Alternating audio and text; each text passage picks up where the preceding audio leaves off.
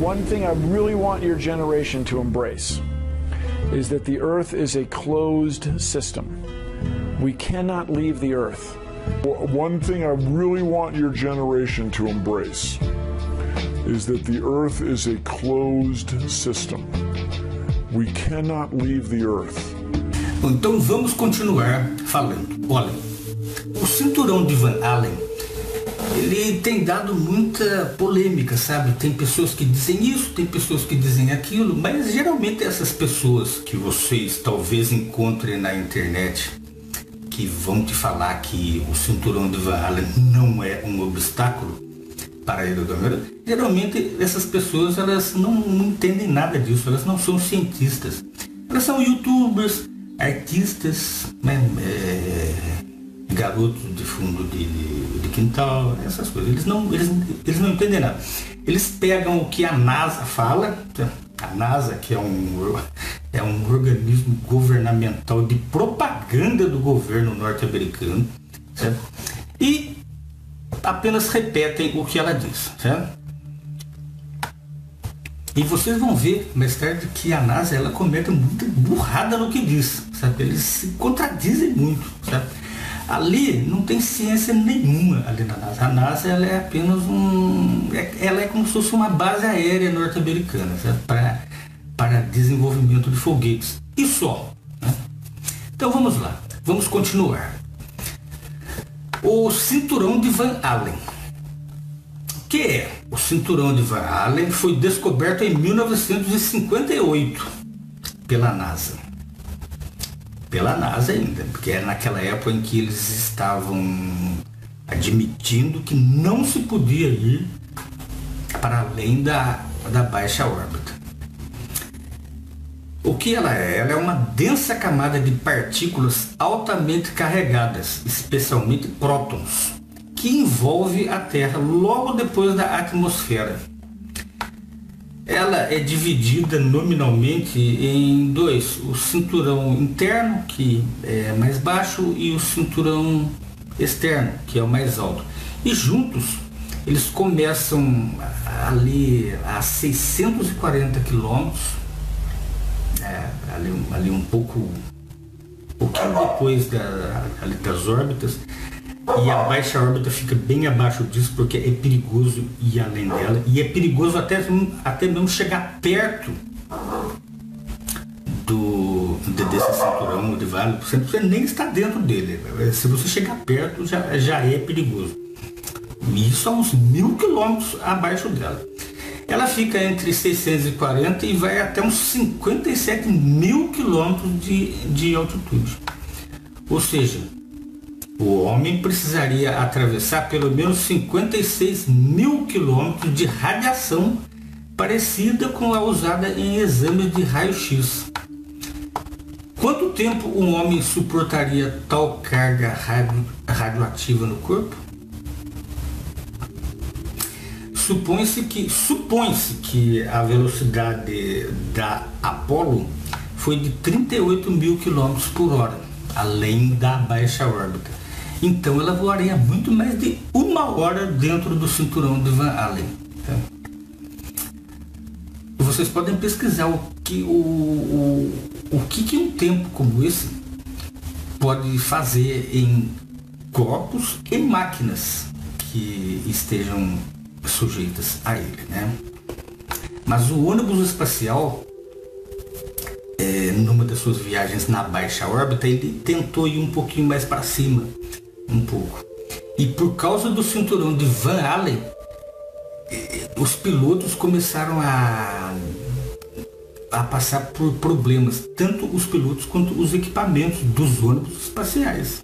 Em 1998, o ônibus espacial voou a uma altitude de 510 quilômetros, uma das suas maiores altitudes de todos os tempos, centenas de quilômetros abaixo do começo do cinturão de radiação, que era tão forte que os astronautas dentro do ônibus espacial blindado e dentro dos seus trajes também blindados viram flashes de luzes com seus olhos fechados, que eles descreveram como estrelas cadentes. A radiação penetrou primeiro a blindagem da nave, depois a blindagem da roupa, a pele e finalmente a retina dos seus olhos fechados. A CNN noticiou a surpresa da NASA na época. Eu ainda vou falar sobre isso aqui, acho que oportunamente, assim que eu terminar de fazer essa pauta. Agora você veja bem. Se o ônibus espacial que ficou muito abaixo do cinturão de Van Allen e já sentiu problemas, né? E olha que o ônibus espacial é muito superior ao módulo. Como é que o módulo simplesmente foi lá e nada aconteceu? Eu ainda vou falar sobre isso aqui e provando. Os astronautas falaram que não viram nada acontecer no cinturão de Van Allen quando eles o atravessaram. E um deles nem sabia o que era o cinturão de Van Allen. Any ill effects from the Van Allen radiation belts? No, now I'm not sure we went far enough out to encounter the Van Allen radiation belt. Maybe we did. I don't know the distance to the Van Allen radiation belt, and if we did, it wasn't a problem. The belts are 1,000 miles to 25,000 miles above the Earth. Then we went right out through them. No effects on yourselves? Didn't even know it. I don't think anybody, well, maybe somebody said you went through the radiation belt, but we didn't feel it inside, and we didn't get any, added radiation. Dos astronautas, ele nem sabia o que era cinturão de Van Allen. The space shuttle went to about 365 miles, and that was the closest they got to the belts since the moon missions went through them. And they were about, 650 miles away from the belts. And they reported that it was more dangerous than previously believed, and that when they were 650 miles away, inside a shielding better than you guys use, they could see the radiation with their eyes closed going through their skulls and the retinas of their closed eyes. Well, I don't know about the shuttle. The shuttle doesn't have the capability to go very far, 400 miles. I don't know exactly where the Van Allen. Quiet. Hey, quiet. The shuttle doesn't have the capability to fly very far away from Earth, maybe 300-400 miles. I don't know exactly how far out the radiation Van Allen belt is. It didn't seem to bother us very much. Did you see shooting stars? Did you see the shooting stars? Yeah, I'm getting to that. Oh, okay. But there's a lot of noise going on. So I don't know the results of some of the experiments they've conducted. The point is they can't get that far from here, and they're really in the protective confines of the Earth, outside the atmosphere certainly. Now on the way to the moon, we did conduct lots. We weren't passengers away to the moon. We're passengers. We conducted all kinds of experiments, and one of them was an experiment where we closed our eyes and then we put some light-sensitive pads on our eyes, and we could literally, we could see traces of radiation or traces of something going through our eyes. We conducted this experiment both going to the moon and coming back from the moon several times. Now, what that all meant, I don't know, but it wasn't the kind of radiation that gave us a problem of any kind. But you could see it. You could close your eyes and you could see these things shoot by. We all saw it. Not on our mission, by the way, they hadn't been discovered. Suponha que o homem tenha chegado mesmo à Lua. O que acontece lá? Hoje se sabe que a Lua não possui uma atmosfera como a da Terra, que a protege tanto dos raios solares nocivos da radiação do universo, que teoricamente deve ser pior do que a do cinturão de Van Allen, né? Quanto dos grãos dos micrometeoritos, que a Lua ela deve sofrer uma chuva intensa desses micrometeoritos, certo?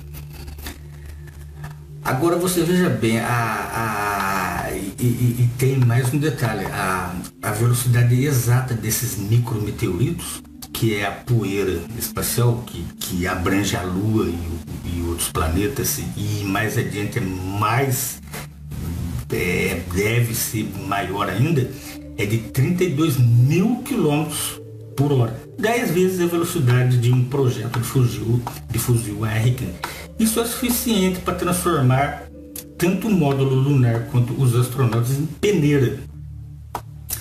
Além disso, mas vamos supor que eles estivessem equipados para suportar essa chuva de bombas e essa radiação. Além disso, aí tem um outro fator também aí que é comprovado, a NASA diz que é, e mesmo assim ainda fala que o homem esteve lá, e os bobocas acreditam. Você veja bem, além disso tem as temperaturas na Lua. Sabemos que a Lua está sempre assim, a rotação da Lua ela é muito mais devagar do que a da Terra.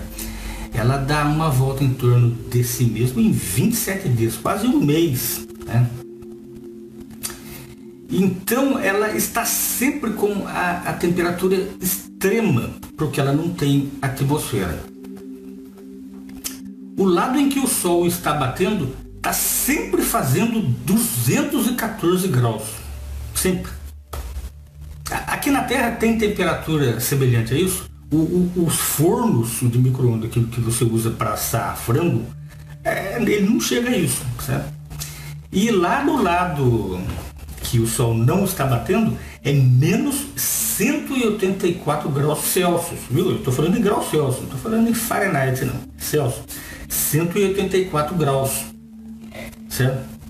O irônico é que esses cálculos são da própria NASA, certo? Alguém sobrevive a uma temperatura dessa? No entanto, eles falam que aquelas roupas espaciais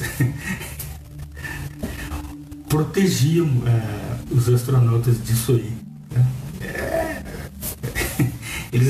Eles tinham equipamento de resfriamento. Tenta fazer isso aqui na Terra numa temperatura de 100 graus. Existe alguma roupa térmica que resista a 100 graus? Não precisa ser 200 e tantos não.